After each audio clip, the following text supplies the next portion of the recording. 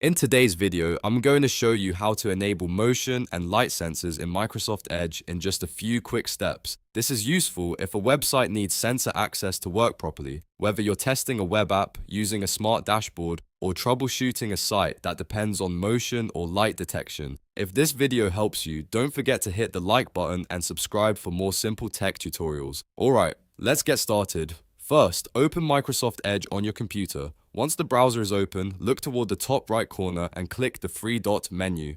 This opens the main Edge menu where you can access all of the browser's settings. From there, click on Settings. On the left side of the settings page, you'll see several categories. Click Privacy, Search, and Services. This section controls many of Edge's security and permission features, so this is where we need to be. Now scroll down and look for Site Permissions. Click that option to open the permissions panel for websites. Site permissions lets you control what websites are allowed to access, including camera, microphone, location, and sensor-related settings. Next, inside site permissions, click All Permissions. This will show every permission type available in Microsoft Edge. You may need to scroll a little to find the one you need. Once you see motion and light sensors, click on it.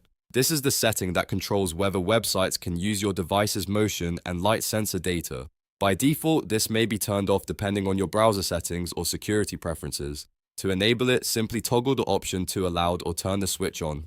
As soon as you do that, Edge will permit supported websites to request access to motion and light sensor features. If you want a site to use these sensors, make sure the site itself also has permission in its own settings when prompted. After enabling the setting, it's a good idea to refresh the web page or restart the browser tab so the change takes effect properly. Then test the website again to make sure the sensor feature is working as expected. And that's it. You've successfully enabled motion and light sensors in Microsoft Edge. If this tutorial helped, make sure to like the video and subscribe for more helpful browser tips, troubleshooting guides, and step-by-step software tutorials. Thanks for watching, and I'll see you in the next one.